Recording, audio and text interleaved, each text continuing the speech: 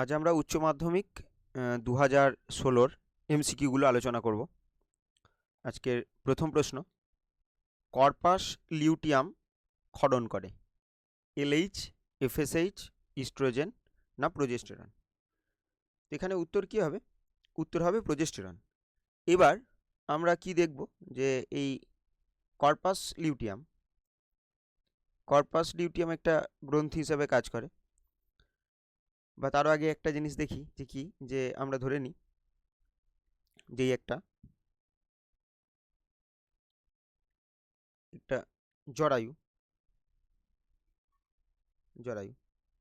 আর এখানে ধরে নিচ্ছি এটা ওপেনিং আছে, এটাকে বলছি সার্ভিক্স।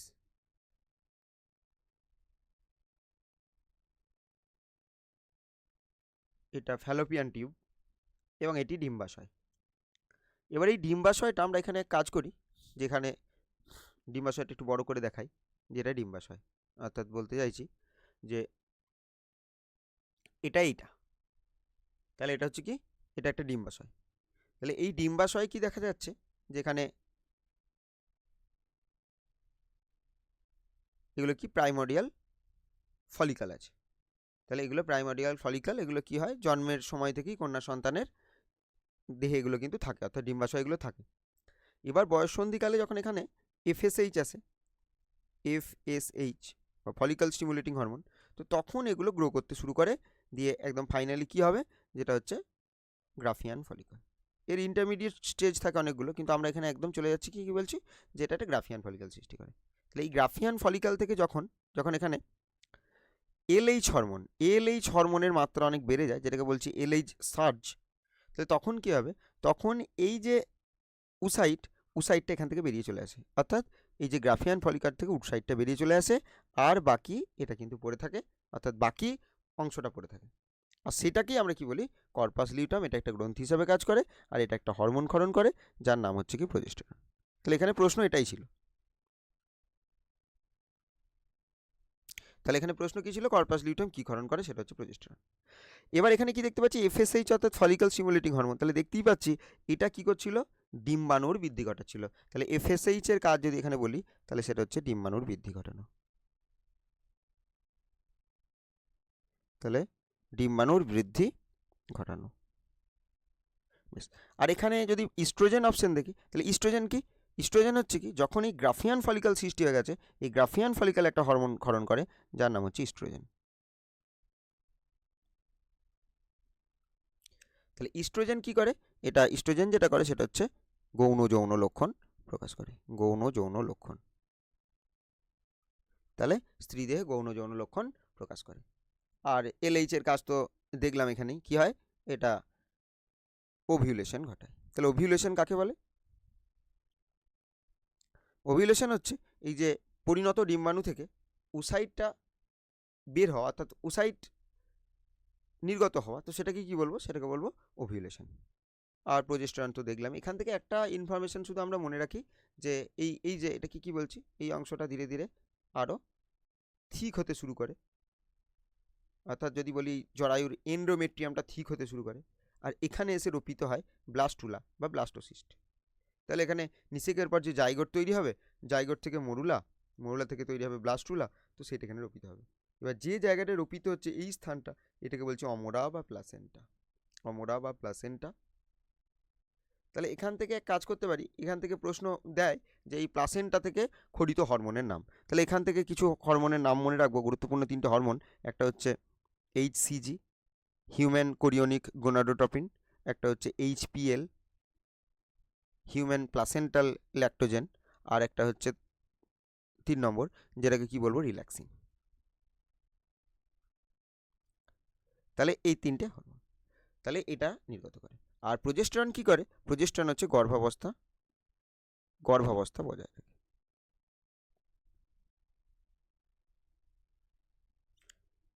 তাহলে এখান থেকে আপাতত আমরা এগুলো মনে রাখি। এবার পরের প্রশ্ন দেখব। তাহলে পরের প্রশ্ন কি বলছে, হিমোফিলিয়ার জন্য দায়ী জিন। এবার অপশানগুলো দেখে নিই।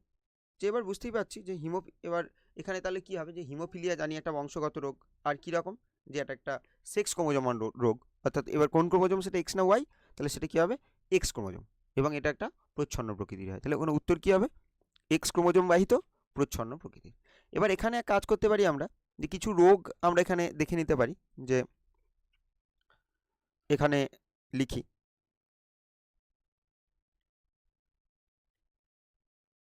বংশগত রোগ।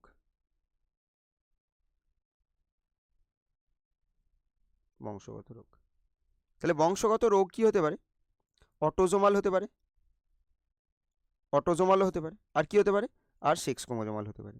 তাহলে অটোজোমাল আর সেক্স ক্রোমোজোমাল হতে পারে। তাহলে এবার এখানে যদি অটোজোমাল দেখি, তাহলে অটোজোমাল আমরা এগুলো মনে রাখবো যে প্রকট হিসাবেও হয়, প্রকট কোনগুলো আর প্রচ্ছন্ন, এগুলো একটু মনে রাখার চেষ্টা করব, কারণ আমরা জানি যে বেশিরভাগ যে বংশগত রোগগুলো সেগুলো প্রচ্ছন্ন প্রকৃতির হয়, কিন্তু এই কখনো কখনো পরীক্ষায় পড়ে যায় যে অটোজোমাল প্রকট জিনের কারণে বংশগত রোগের নাম, কিছু উদাহরণ জিজ্ঞাসা করলো, তাহলে সেটা কিন্তু মনে রাখতে হবে। তাহলে কি, যেমন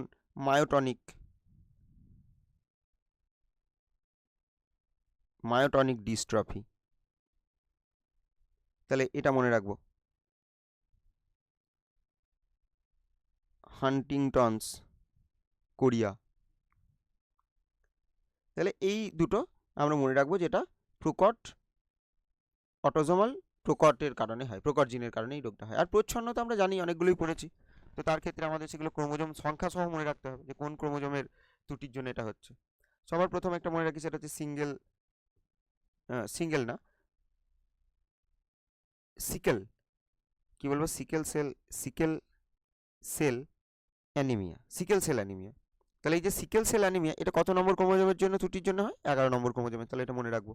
আর এখানে একটা কথা মনে রাখতে পারি, যেটা গ্লুটামিক অ্যাসিডের পরিবর্তে ভ্যালিন চলে আসে 6 নম্বর যে অ্যামাইনো অ্যাসিড হিসাবে, তো তার জন্য এই ত্রুটিটা হচ্ছে।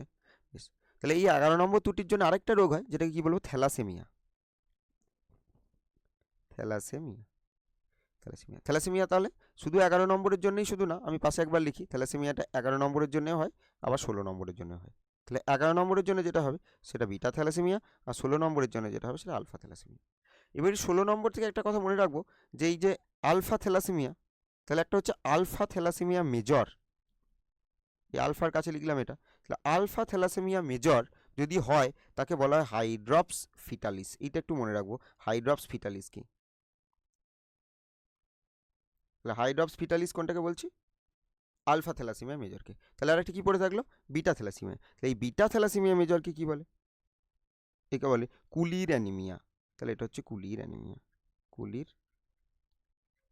অ্যানিমিয়া। তাহলে আমরা এখান থেকে এটা মনে রাখবো। তাহলে অটোজোমাল কি হলো, একটা সিকেল সেল অ্যানিমিয়া, একটা হচ্ছে থ্যালাসেমিয়া। তাহলে এটা কত, 11 আর 12 নং ক্রোমোজোমের জন্য, 11 আর 16 নং ক্রোমোজোমের জন্য হচ্ছে। এবার আরেকটা রোগ আমরা দেখব, সেটা হচ্ছে কি ফিনাইল কিটোনুরিয়া। ফিনাইল কিটোনুরিয়া, তাহলে এটা কত নম্বর ক্রোমোজোমের জন্য হবে, এটা 12 নং ক্রোমোজোমের ত্রুটির জন্য হবে। এছাড়া আরেকটা কি বলবো, অ্যালকাপ্টোনুরিয়া, এটা কত নম্বর ক্রোমোজোমের জন্য হবে, এটা 3 নম্বর ক্রোমোজোমের জন্য হবে। তাহলে এই 12 নম্বর ক্রোমোজোম একটা নির্দিষ্ট উৎসেচক তৈরি করে, যেটা কি ফিনাইল অ্যালানিন হাইড্রক্সিলেজ। তাহলে এটা কিন্তু আমাদের মনে রাখতে হবে, যে ফিনাইল কিটোনুরিয়াটা হচ্ছে একটা নির্দিষ্ট একটা উৎসেচক তৈরি না হওয়ার জন্য, অর্থাৎ এটা একটা বিপাকজনিত ত্রুটি।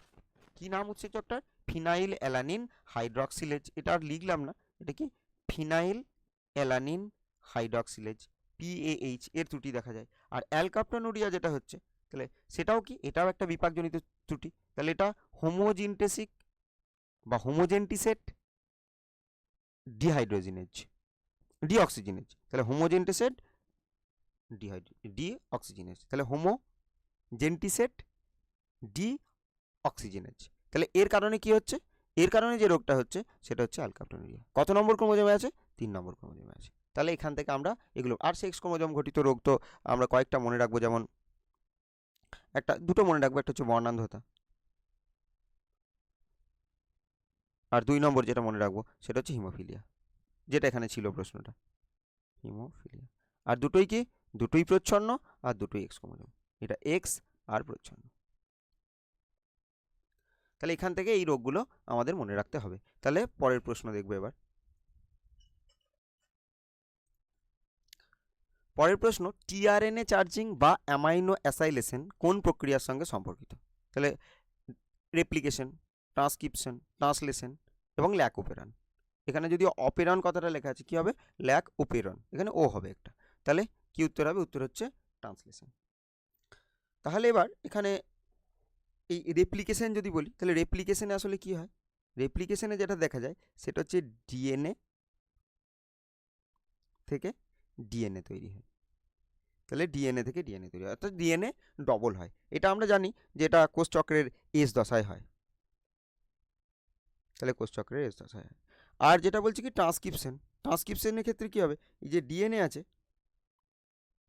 ডিএনএ থেকে যেটা তৈরি হবে সেটা কি? আরএনএ তৈরি হবে। আর তারপর ট্রান্সলেশন কি হবে? এটা আরএনএ থেকে প্রোটিন তৈরি হবে। অর্থাৎ এই সবটাকে কি বলবো একসাথে? Central dogma.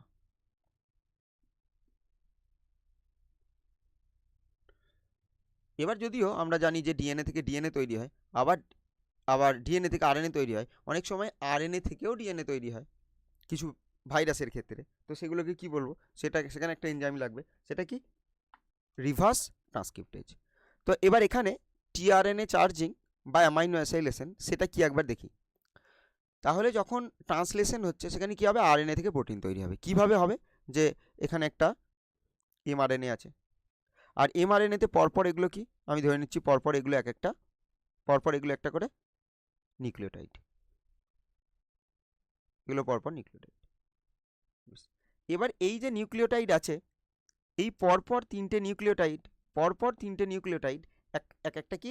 Genetic code. তাহলে পরপর নিউক্লিওটাইড এক একটা জেনেটিক কোড।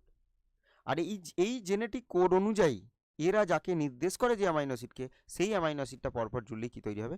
প্রোটিন তৈরি হবে। অর্থাৎ এই যে তিনটে কোড একটা অ্যামাইনো অ্যাসিডকে নির্দেশ করে, তাহলে একটা অ্যামাইনো অ্যাসিড, এ যেটাকে করে আবার একটা অ্যামাইনো অ্যাসিড, পরের তিনটে আবার একটা অ্যামাইনো অ্যাসিড। তাহলে এই অ্যামাইনো অ্যাসিডগুলো যদি পরপর পেপটাইড বন্ধনের দ্বারা জুড়ে যায়, তাহলে সেটাই তো প্রোটিন। তাহলে এইভাবে তৈরি হচ্ছে প্রোটিন। আর এই আমরা যদি ট্রান্সলেশন প্রক্রিয়া দেখি, তাহলে সেখানে এই যেটা আছে এটা তো বার্তাবহ আরএনএ, তাহলে একে কি বলবো? একে বলবো এমআরএনএ, মেসেঞ্জার আরএনএ। এছাড়াও আমরা দেখব যে এই যে অ্যামাইনো অ্যাসিড আসছে, এই অ্যামাইনো অ্যাসিড কেউ নিয়ে আসবে এখানে। এবার যে নিয়ে আসছে তাকে আমরা কি বলবো? তাকে আমরা বলবো টিআরএনএ। তাহলে যে নিয়ে আসছে তাকে কি বলবো? তাকে বলবো টিআরএনএ। টিআরএনএ। এবার আর কি দেখবো? আরআরএনএ। এবার আরআরএনএ কোথায় থাকবে? রাইবোজোম। এই রাইবোজোমই একটা এই জায়গায় এসে যুক্ত হবে, আর রাইবোজোমের মধ্যেই এই সমস্ত ঘটনাগুলো ঘটবে। সেখানে বিভিন্ন সাইট থাকবে, এ সাইট, পি সাইট, ই সাইট। তো সেখানে কিন্তু এই ঘটনাটা ঘটবে। তো এবার এখানে কি বলছি যে এই শব্দটা যে টিআরএনএ চার্জিং, অর্থাৎ আমরা কি দেখছি? যে একটা উৎসেচক যেটা কি অ্যামাইনো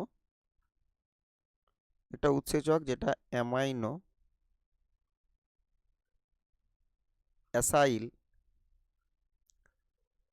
টিআরএনএ সিনথেটেজ।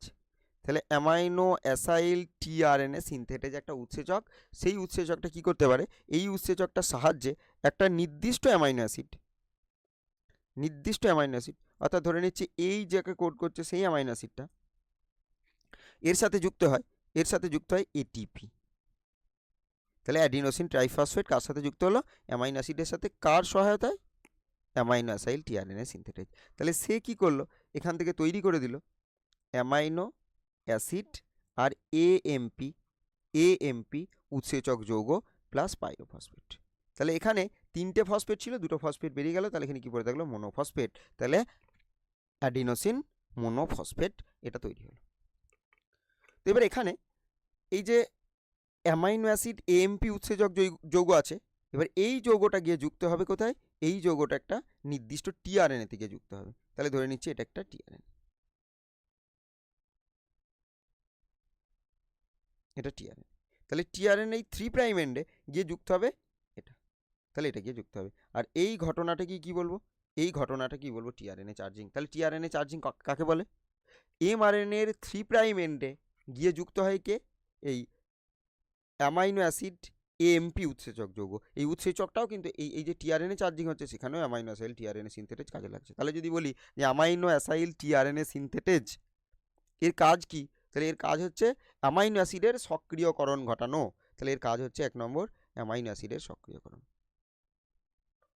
অ্যামাইনো অ্যাসিডের সক্রিয়করণ, তাহলে সক্রিয়করণ কোনটাকে বলছি, অর্থাৎ একটা অ্যামাইনো অ্যাসিড ছিল আর তার সাথে এটিপি যুক্ত হয়ে অ্যামাইনো অ্যাসিড এএমপি উৎসেচক যৌগ তৈরি হয়, তাহলে সেটা কি বল সক্রিয়করণ। আর 2 নম্বর কি হবে, টিআরএনএ চার্জিং। তাহলে টিআরএনএ চার্জিং কাকে বলবো,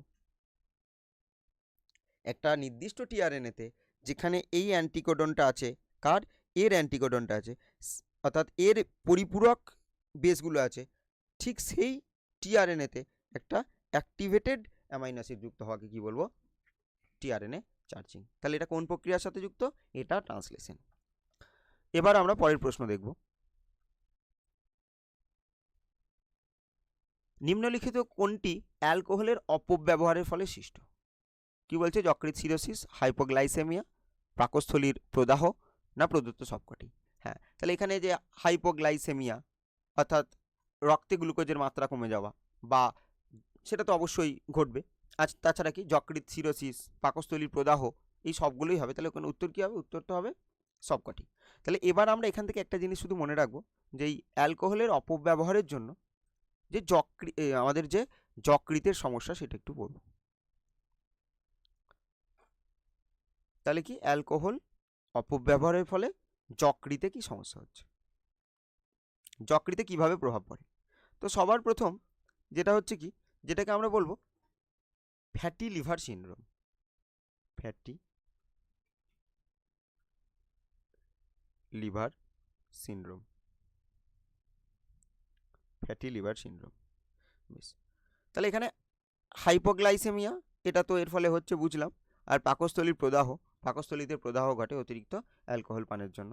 এবার আমরা মেনলি এখানে পড়ে নিচ্ছি কি, যে যকৃতে কীভাবে কি সমস্যাটা হচ্ছে। তাহলে একটা হচ্ছে কি ফ্যাটি লিভার সিনড্রোম, যখন অতিরিক্ত অ্যালকোহল পান করা হচ্ছে, তাহলে সেই অ্যালকোহল অর্থাৎ OH পরিবর্তন হয়ে যাচ্ছে কি CH, অ্যালডিহাইডে। আর কি হচ্ছে, এই যকৃতে একটা বিশেষ ঘটনা ঘটে, সেটা কি ঘটে, beta oxidation. Beta oxidation, beta oxidation কার, বিটা অক্সিডেশন ঘটে ফ্যাটের। তাহলে ফ্যাটের বিটা অক্সিডেশন বা ফ্যাটের বিটা জারণ ঘটে। তাহলে এই যে বিটা জারণ ঘটছে, তো তার ফলে শক্তি উৎপাদিত হয় ফ্যাট থেকে, ফ্যাট থেকে আমরা এনার্জি পাই। কিন্তু কথা হচ্ছে এই প্রক্রিয়ায় এই যে ফ্যাটি লিভার সিনড্রোমের ক্ষেত্রে এই বিটা অক্সিডেশনটা হচ্ছে না, তার ফলে ফ্যাটটা ভাঙতে পারছে না। এবার ফ্যাট কি হচ্ছে, সঞ্চয়। তাহলে এখানে কি দেখব, ফ্যাট সঞ্চয়। তাহলে যকৃতে ফ্যাট সঞ্চয় হচ্ছে, যেটাকে বলছি ফ্যাটি লিভার সিনড্রোম। তাহলে এটা হচ্ছে ফার্স্ট স্টেপ, তো যার ফলে কি হচ্ছে, যে যকৃতে সমস্যা। বেশ, এরপর 2 নম্বর, অর্থাৎ স্টেপ বলতে কি বলতে চাইছি, যে অ্যালকোহল পানের পর প্রাথমিকভাবে এরকম সমস্যাগুলো দেখা যাবে, তারপর যত দিন যাবে বিভিন্ন রকম কিন্তু সমস্যা আসবে। ঠিক এর পরের স্টেপ যদি আমরা বলি, এরপরে কি হবে, তাহলে এরপরে কি হবে, অ্যালকোহলিক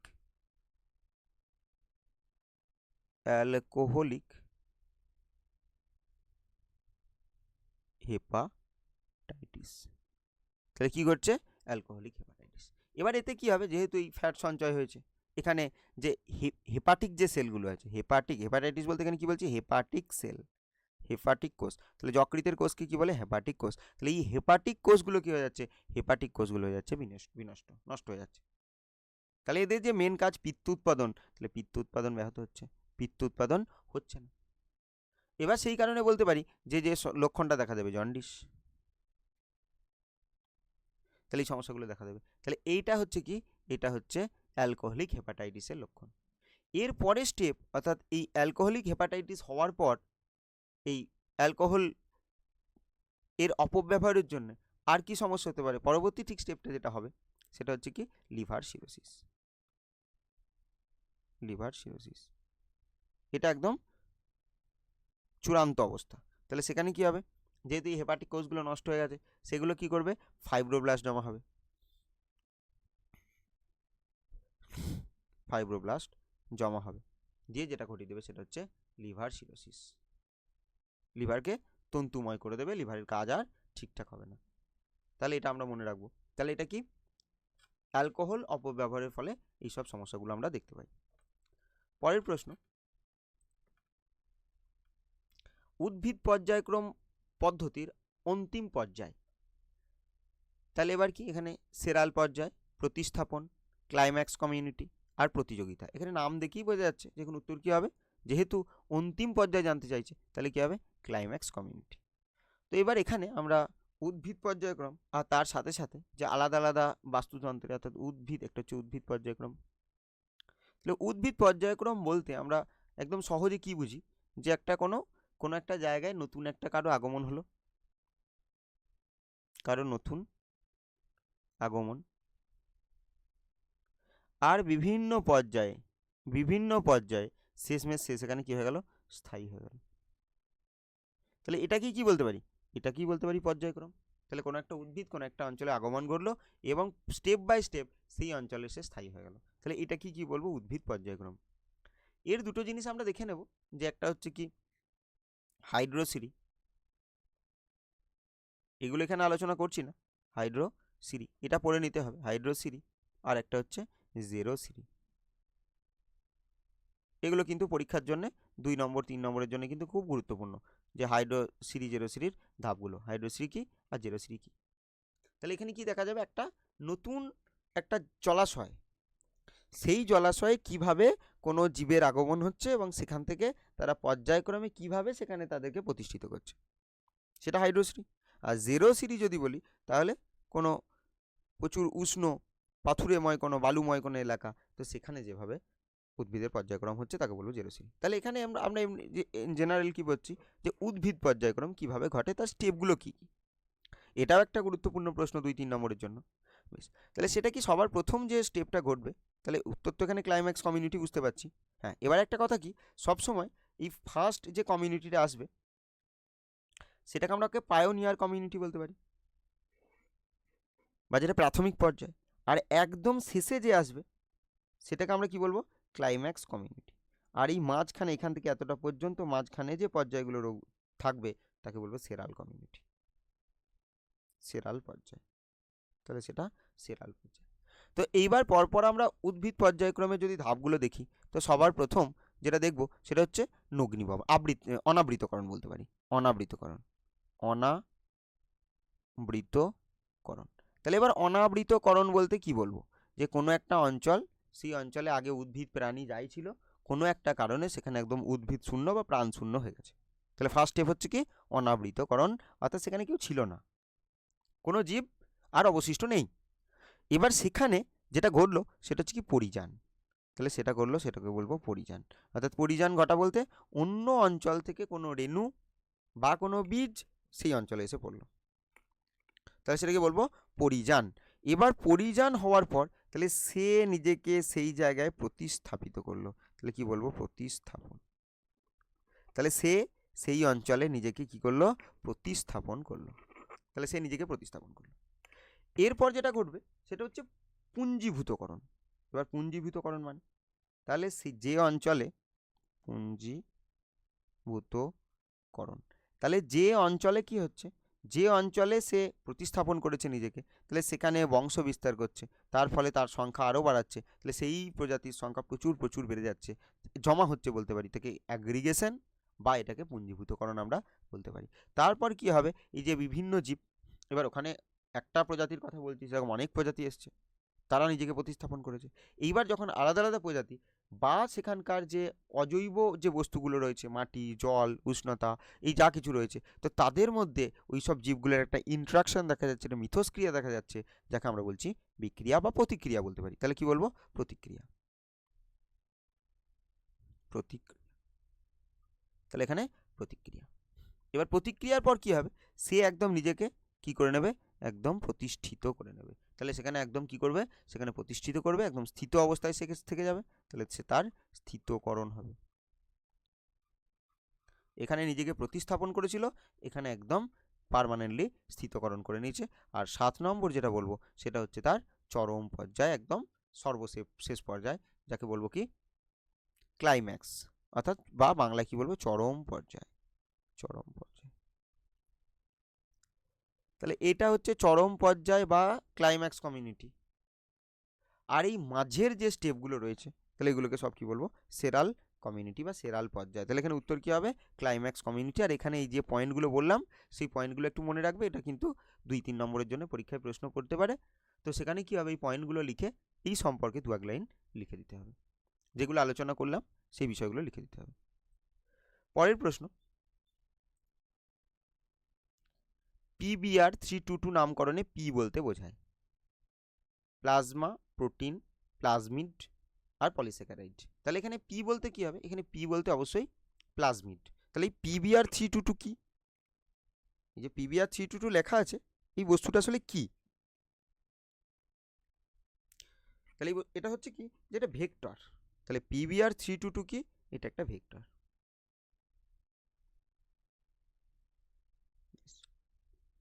এবার এখানে একটা প্রশ্ন, যে ভেক্টর হওয়ার শর্ত কি? ভেক্টর এর শর্ত, ভেক্টর হওয়ার শর্ত, এটাও খুবই একটা গুরুত্বপূর্ণ প্রশ্ন, কিন্তু এটা আমি এখন আলোচনা করছি না। অবশ্যই তোমরা কি করবে, যে এই ক্লাসটা দেখার পরই একবার ভেক্টর হওয়ার শর্তগুলো পড়ে নেবে। এটা কিন্তু 3 নম্বরে পড়ার জন্য কিন্তু একটা গুরুত্বপূর্ণ প্রশ্ন, যে ভেক্টর হওয়ার শর্ত কী কী রয়েছে। বেশ, তাহলে এবার এখানে এই যে পি, পি বলতে কি বোঝায়? বলছি কি, উত্তর তো এখানে প্লাজমিড। তাহলে এখানে এই পি বলতে প্লাজমিড, আর বি আর বলতে এখানে দুটো বিজ্ঞানীর নাম, বি আর আর। একটা হচ্ছে বলিভার, একটা হচ্ছে রড্রিগেজ। তাহলে একটা বলিভার, একটা রড্রিগেজ। বলিভার আর একটা হচ্ছে রড্রিগেজ। এবার গুরুত্বপূর্ণ বিষয়টা কি, সেটা হচ্ছে এই যে PBr322, এই যে ভেক্টরটা, এই ভেক্টরটার গঠন কিন্তু আমাদের মনে রাখতে হবে। তো সেটা এবার একবার দেখে নেব এর সিকোয়েন্সগুলো, যে আমরা ধরে নিই এটা একটা PBr322। এটা কিন্তু একদম মুখস্থের জিনিস, কিন্তু আমরা মনে রাখবো। তো সেই কারণেই আমরা এখানে একবার বলে দিচ্ছি রিভিশনের জন্য। আর ভেক্টর হওয়ার শর্তটা এটা নিজে পড়ে নেবে। বেশ, তাহলে এবার এখানে আমরা কি দেখছি, যে এই একটা অঞ্চল, এটা একটা ভেক্টর, একটা এই অঞ্চলটা ইকোলাই দিয়ে যে ভেক্টরটা বানানো হয়েছে ইকোলাই থেকে, তো সেটা কি? PBr322।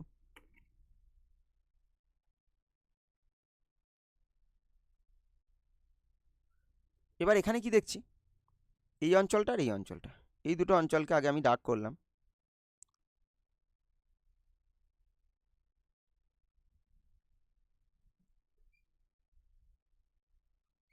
এই দুটো হচ্ছে কি, ভেক্টরের একটা শর্ত, যে তার কি থাকতে হবে? সিলেক্টেবল মার্কার থাকতে হবে। তাহলে এই দুটো সিলেক্টেবল মার্কার। তাহলে এটাকে কি বলছি? এটা অ্যাম্পিসিলিন, অ্যাম্পিসিলিন। আর এটাকে কি বলছি? টেট্রাসাইক্লিন, এটা টেট্রাসাইক্লিন। এবার এখানে আরেকটা সিকোয়েন্স থাকবে, এটাকেও এরকম ডার্ক করে দিই। সেটা হচ্ছে কি, আর ও পি। তাহলে এটা কি বলবো? রিপ্রেসর অফ প্রোমোটার। আর এখানে প্রোমোটার বলছি, রিপ্রেসর অফ প্রাইমার। আর এখানে থাকবে, এখানে এই একটা ভেক্টরের শর্ত, যে কি থাকতে হবে? ওরি সি অঞ্চল থাকতে হবে। তাহলে এখানে ওরি সি, তাহলে এখানে আছে কি? ওরি সি অঞ্চল। এবার আর কোন কোন সিকোয়েন্স আছে আমরা একবার দেখে নেব। এই যে TTR এখানে যেটা রয়েছে সেটা হচ্ছে BAMH1।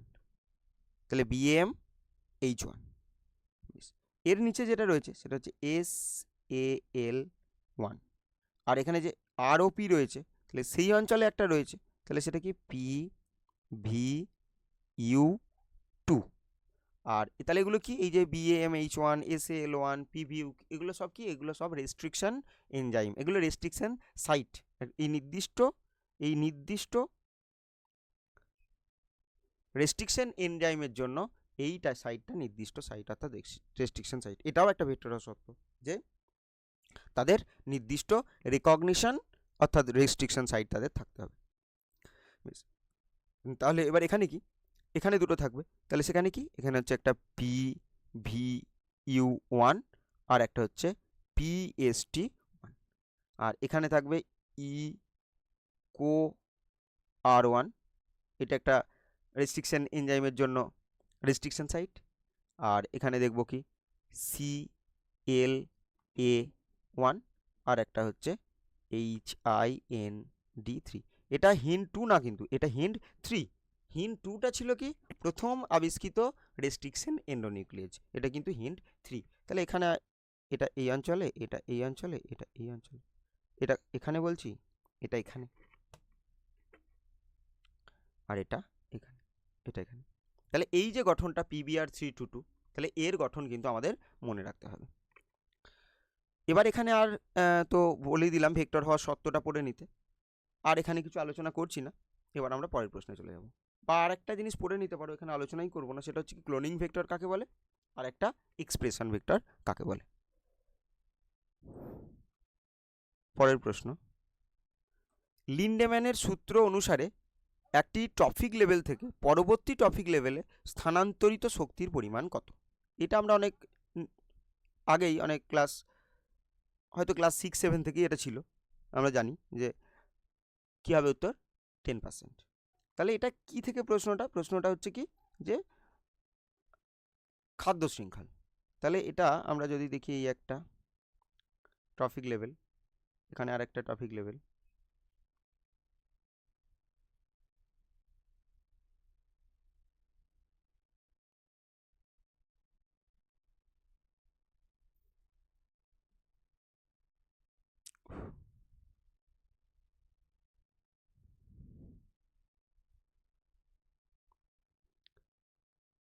তাহলে এই টপিক লেভেল, 4টে টপিক লেভেল আঁকলাম। তাহলে এটা বলছি এটা বলছি উৎপাদক, তাহলে এটা উৎপাদক বা প্রডিউসার। তাহলে এটা উৎপাদক বা প্রডিউসার। এটা প্রথম শ্রেণীর খাদক, এটা দ্বিতীয় শ্রেণীর খাদক, আর এটা বলে দিচ্ছি সর্বোচ্চ শ্রেণীর খাদক। অর্থাৎ এবার আমরা জানি যে আমাদের পৃথিবীতে শক্তির প্রধান উৎস হচ্ছে সূর্য। তাহলে সূর্য থেকে শক্তিটা কে ট্র্যাপ করতে পারছে? শক্তিটা ট্র্যাপ করতে পারছে উৎপাদক। তাহলে এই উৎপাদক শক্তির যে অংশটাকে ট্র্যাপ করলো তার 90% তার বিভিন্ন শারীরবৃত্তীয় কাজে অপচয় হবে। এটাকে অপচয় বলছি কারণ এটা খরচ হয়ে যাবে, এটা সে সঞ্চয় করতে পারবে না। তার নিজের বিভিন্ন প্রক্রিয়ার জন্য সেই শক্তির 90% হয়ে যাচ্ছে খরচ। তাহলে বাকি কি থাকলো? বাকি 10% পড়ে থাকলো। তাহলে 10% কি করছে? তার দেহ গঠন করছে। তাহলে 10% তার দেহ গঠন করছে। এবার এই দেহ গঠন যেটা করছে সেটাকে, সেই জীবটাকে যখন প্রথম শ্রেণীর খাদক খাচ্ছে, তাহলে তার এই 90% তো অপচয় হয়ে গেছে, পাচ্ছে 10%। এই যে 10% সে পেলো, সেটার মধ্যে কি 10%ই তার দেহ গঠনের কাজে লাগছে? তাহলে সেও তো কি করবে? তার নিজের প্রক্রিয়ার জন্য খরচ করবে 90%, বাকি পড়ে থাকবে 10%, যেটা তার শরীরে জমা হবে, সেটা কিন্তু দ্বিতীয় শক্তিস্তর পাবে। অর্থাৎ প্রথম শক্তিস্তরে যদি আমরা এটা ধরি যে 1000 কিলো ক্যালোরি শক্তি কেউ অর্জন করলো, তার মধ্যে মাত্র কি হবে? 100 KCl কিন্তু দ্বিতীয় স্তরে যাবে। সেখান থেকে এখানে 10 KCl যাবে, এখান থেকে 1 KCl যাবে। তাহলে এইভাবে কত পার্সেন্ট যাচ্ছে শক্তির পরিমাণ, স্থানান্তরিত শক্তির পরিমাণ? 10%। তাহলে 10% পরবর্তী পর্যায়ে কিন্তু যেতে পারে। তাহলে এটা কে দিয়েছে? লিন্ডেম্যান। তাহলে এটা একটা লিন্ডেম্যানের সূত্র। এবার এই যে খাদ্য শৃঙ্খল আমরা দেখছি, এই খাদ্য শৃঙ্খলকে আমরা দুই রকম খাদ্য শৃঙ্খল মনে রাখবো। একটা হচ্ছে কি গ্রেজিং খাদ্য শৃঙ্খল, পরীক্ষায় কিন্তু গ্রেজিং খাদ্য শৃঙ্খল কাকে বলে এটা কিন্তু জিজ্ঞাসা করা হয়। একটা হচ্ছে গ্রেজিং খাদ্য শৃঙ্খল, আর 2 নম্বর কি? 2 নম্বর হচ্ছে ডেট্রিটাস খাদ্য শৃঙ্খল। ডেট্রিটাস। এবার ডেট্রিটাস বলতে ডেট্রিভোর কাদের বলে? যারা মৃত জীবদেহ ভক্ষণ করে তাদের কি বলে? তাদের বলে ডেট্রিভোর। আর গ্রেজিং বলতে এখানে কি ওই তৃণভোজী যাদের বলে, গ্রেজ করা বলে। তাহলে কি বলছি? গ্রেজিং খাদ্য শৃঙ্খল। তাহলে গ্রেজিং খাদ্য শৃঙ্খলের ক্ষেত্রে কি হবে? এই যে উৎপাদকটা বা খাদ্য শৃঙ্খলটা শুরু হবে কোনো উৎপাদক থেকে।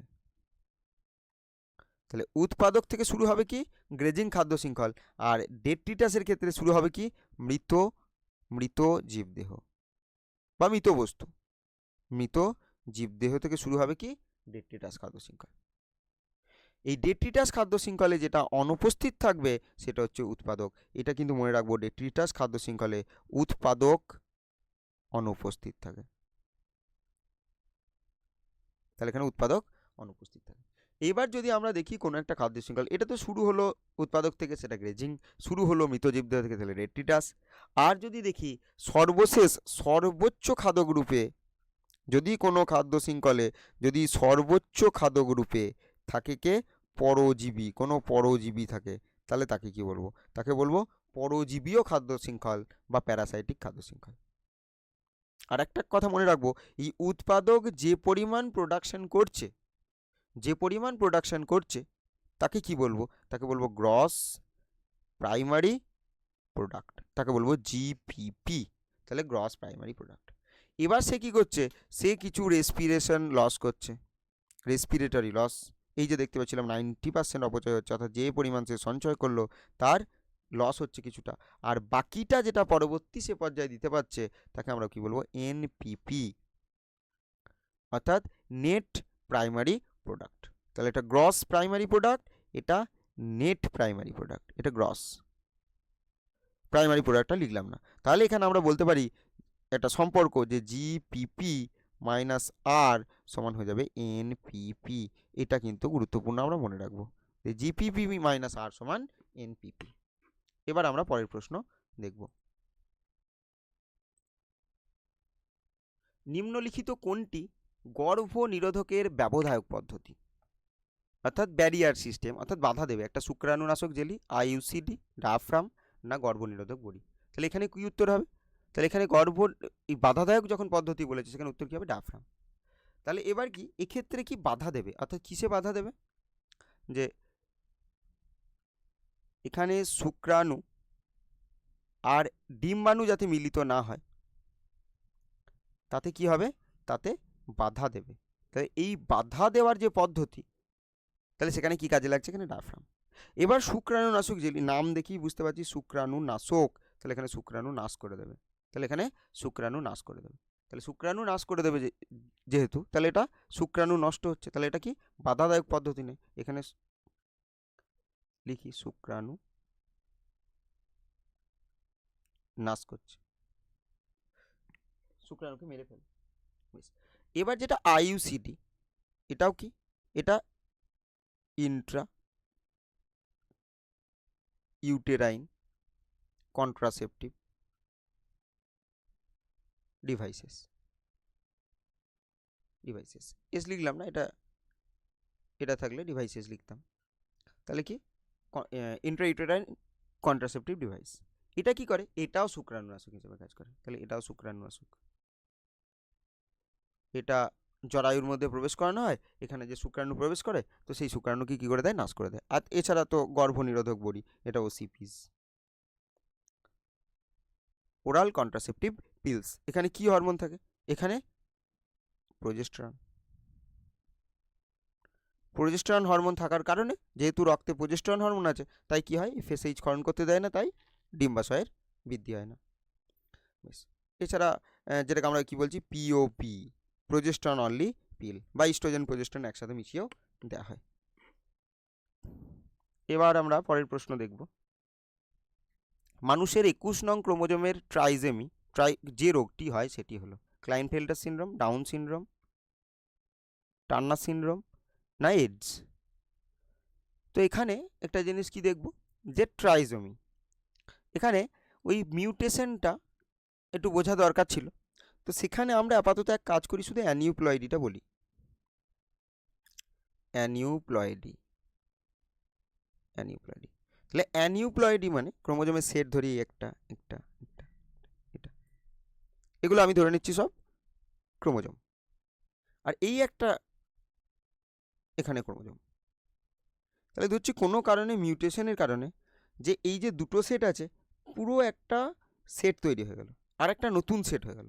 অর্থাৎ এটা 2n ছিল, আর একটা নতুন সেট চলে এলো, দিয়ে 3n হয়ে গেল।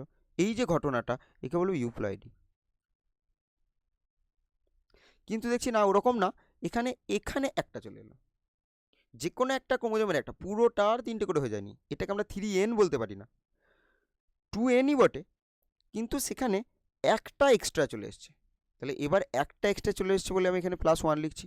এবার আর একটা জিনিস খেয়াল করতে হবে, যে এখানে সব ডবল ডবল করে আছে, আর এখানে 3টে আছে একসাথে। তাহলে 3টে থাকলে তাকে কি বলবো? ট্রাই। তাহলে সেটা হচ্ছে ট্রাইজমি। তাহলে এই 2n+1 এটাকে বলবো ট্রাইজমি। আর বোঝাই যাচ্ছে এই ট্রাইজমি যদি ঘটে তাহলে সেখানে ক্রোমোজোম সংখ্যা মানুষের ক্ষেত্রে যদি বলি ছিল কটা, 46টা, একটা বেড়েছে তাহলে হয়ে যাবে 47টা। তাহলে তাকে কি বলবো? ট্রাইজমি। এবার আর একটা জিনিস দেখবো, এটা হচ্ছে অ্যানিউপ্লয়েডের একটা সংখ্যা বেড়ে গেল। এই যে সংখ্যা বেড়ে গেল তাকে কি বলবো? সংখ্যা বেড়ে যাওয়াটাকে কি বলছি? হাইপারপ্লয়েডি। এইবার যদি সংখ্যা কমে যায় তো তখন তাকে কি বলবো? তখন তাকে বলবো হাইপোপ্লয়েডি। তো হাইপোপ্লয়েডি হলে কি হবে? ঠিক একই রকম ব্যাপার, এই একটা এটা। তাহলে এর ক্ষেত্রে কি দেখবো? যে কোনো একটা জায়গায় দেখছি এটা নেই, এই ক্রোমোজোমটা নেই। তাহলে কি হচ্ছে? ছিল কত? ছিল হচ্ছে 2n। তাহলে 2n থেকে কি হয়েছে? একটা কমে গেছে। তো তখন কি হয়েছে? এই জায়গায় দুটো থাকার কথা ছিল কিন্তু একটা আছে, একটা বলতে মোনো, তাহলে এটাকে বলবো মোনোজমি। এইবার কি দেখতে পাবো? আরেকটা কন্ডিশন, এখানে যদি এই 3টে তো বেড়েছে, এখানে যদি আরেকটাতে বাড়তো তাহলে কি বলতাম? 2n একটাতে আর একটাতে এক্সট্রা, তাহলে কি হতো? এখানে একটা 3টে ঘটেছে, এখানে একটা 3টে ঘটেছে, দুটো জায়গায় 3টে আছে, তাহলে কি হতো? ডবল ট্রাইজমি। আর লিখছি না, তাহলে কি বলছি? ডবল ট্রাইজমি। আর এর ক্ষেত্রে যদি দেখা যেত, যেটা তো মোনোজমি হলো, তাহলে এর ক্ষেত্রে আর একটা ক্ষেত্রে দেখছি তাই হয়েছে। এই যে এটাও চলে গেছে যদি দেখি, তাহলে আমরা কি দেখতে পাচ্ছি? এই গোটা ক্রোমোজোম, এই যে যত ক্রোমোজোমগুলো আছে সেখানে দেখতে পাচ্ছি দুটো এমন জায়গা আছে সেখানে একটা করে আছে, মোনো আছে, তাহলে তখন কি বলবো? ডবল মোনোজমি। এইবার এখানে একটা ক্ষেত্রে কি দেখছি? বেড়েছে, যে এরমভাবে ছিল, এভাবে ছিল, বেড়েছে, দুটোই বেড়েছে, একটা স্বাভাবিক কন্ডিশন। দুটো এতে আর এতে বাড়েনি, একটাতেই দুটো বেড়ে গেছে, তাহলে কটা আছে? 4টে হয়ে গেছে, তাহলে সেটা কি হয়ে যাবে? টেট্রাজমি। তাহলে কি বলবো সেটাকে?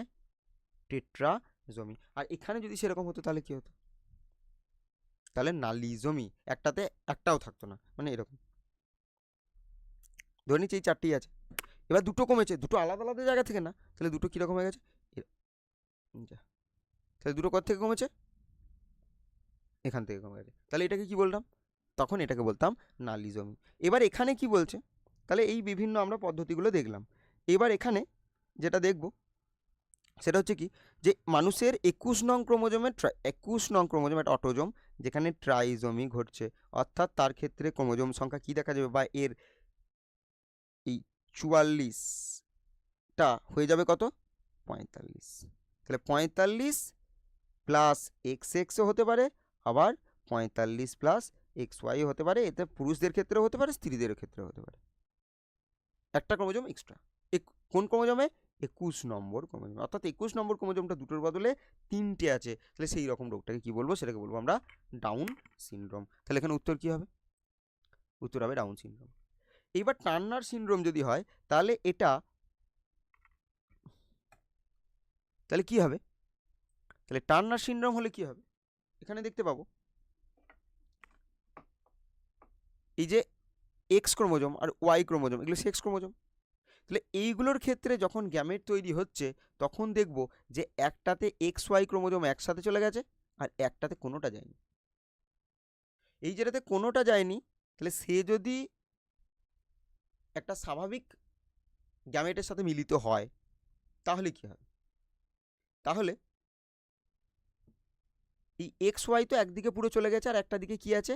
22A+0, আর একদিকে কি হয়েছে? 22A+XY, এই দুটো গ্যামেট হয়েছে। তাহলে এ যদি একটা স্বাভাবিক গ্যামেটকে মিলিত করে আর এ যদি একটা স্বাভাবিক গ্যামেটকে মিলিত করে, তাহলে দুই ক্ষেত্রেই কি দেখা যাবে? সমস্যা দেখা যাবে।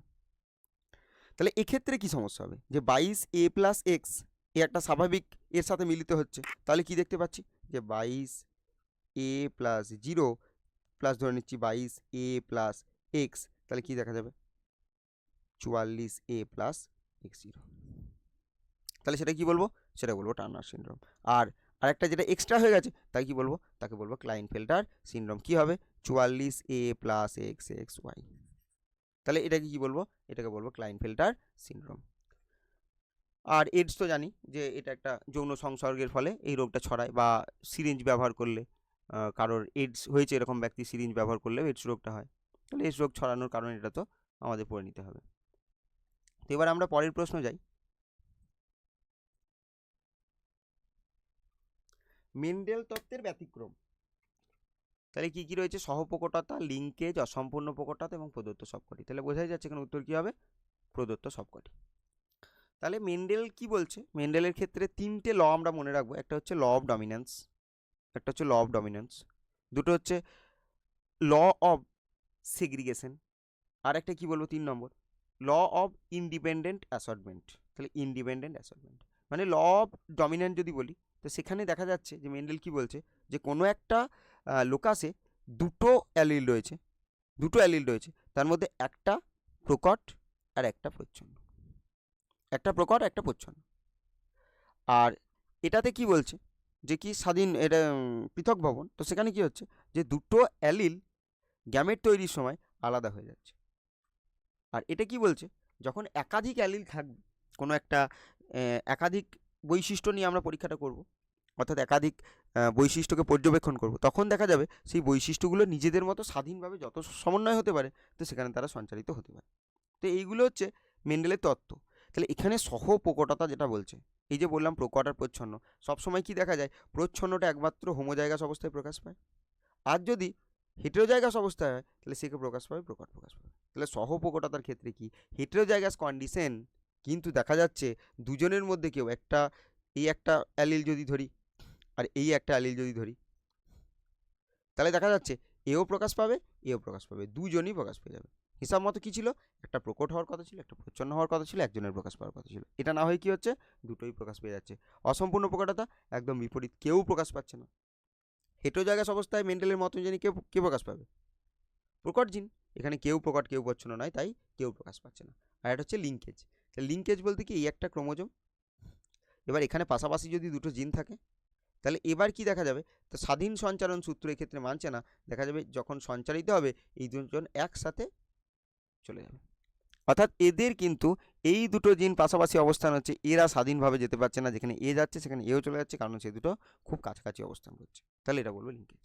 অর্থাৎ একটা ক্রোমোজোমে পাশাপাশি থাকা দুটো জিন একসাথে পরবর্তী প্রজন্মে সঞ্চারিত হওয়ার যে ঘটনা, তাকে বলবো অসম্পূর্ণ প্রকটতা। তাহলে এখানে উত্তর কি হলো? প্রদত্ত সবকটি। এবার পরের প্রশ্ন দেখব, কোন বিজ্ঞানী বাস্তুতান্ত্রিক খাদ্য পিরামিডের ধারণার প্রবক্তা? একটা হচ্ছে ব্ল্যাকম্যান, ওডাম, এলটন আর ট্যান্সলে। তাহলে এখানে উত্তর কী হবে? এলটন। তাহলে এলটন কি? বাস্তুতান্ত্রিক খাদ্য পিরামিডের ধারণার প্রবক্তা। এবার এখানে একটা দেখছি কি ওডাম, শুধুমাত্র আমরা দেখিনি যে ওডামটা কি করেছিল। তাহলে ওডাম যেটা করেছিল সেটা হচ্ছে কি, এটা বাস্তুতন্ত্রের সংজ্ঞা দিয়েছিল।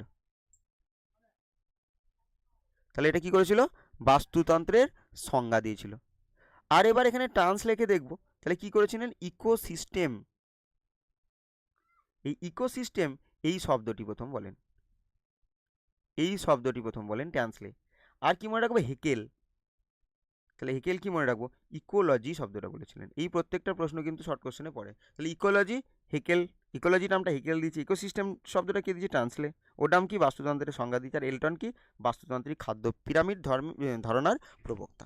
আর ব্ল্যাকম্যান তো জানি আমরা, সালোক সংশ্লেষের আলোক দশা, অন্ধকার দশা এই দুটো ধাপে সম্পন্ন হয় সেটা বলেছিলেন। এখানে আর কিছু দেখছি না, আমরা এবার পরের প্রশ্নে যাব। নিম্নলিখিত কোনটি মুরগির গুরুত্বপূর্ণ breed? Nageshwari, Jersey, Rhode Island Red আর খাকি ক্যাম্বেল। এবার এখানে একমাত্র যেটা দেখতে পাচ্ছি, তাহলে এখানে উত্তর কী হবে? Road Island red. বেশ, এবার এখানে এই যে জার্সিটা দেখতে পাচ্ছি, কোথায় গেল? এই যে এই অপশানটা, তাহলে এটা কি? এটা হচ্ছে গরুর, এটা গরুর একটা প্রজাতি। আর এই নাগেশ্বরী বলি বা খাকি ক্যাম্বেল বলি, এগুলো হাঁসের প্রজাতি।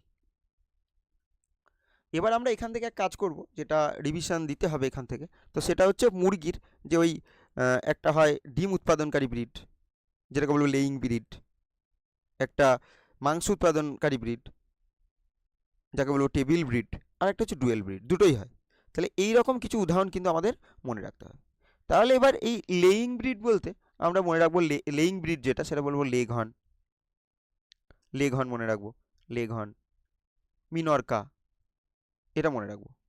বেশ, এবার টেবিল ব্রিড, এটা সাসেক্স মনে রাখবো। আর ডুয়েল ব্রিডের ক্ষেত্রে ওই road Island red, Plymouth rock, এগুলো, এই যে রোড আইল্যান্ড রেড আছে, তাহলে এটা কি? তাহলে এটা একটা কিন্তু ডুয়েল ব্রিড, অর্থাৎ ডিম মাংস দুটোই দেয়। টেবিল ব্রিডগুলো শুধু মাংস, আর যেগুলো লেইং ব্রিড সেগুলো শুধু ডিমের জন্য প্রতিপালন করা হয়। এবার কিছু আছে যেগুলো ডিমে তা দেয়, আর কিছু আছে তা দেয় না। তাহলে কিছু আছে তা দেয় আর কিছু আছে তা দেয় না। যেগুলো তা দেয় সেগুলো হচ্ছে সিটার, সেগুলো হচ্ছে সিটার, আর যেগুলো তা দেয় না সেগুলো হচ্ছে নন সিটার। তাহলে কিছু সিটার আর নন সিটার, তাহলে এইটা কিন্তু আমরা মনে রাখবো, সিটার আর নন সিটার। তাহলে নন সিটার কি মনে রাখবো? লেঘন।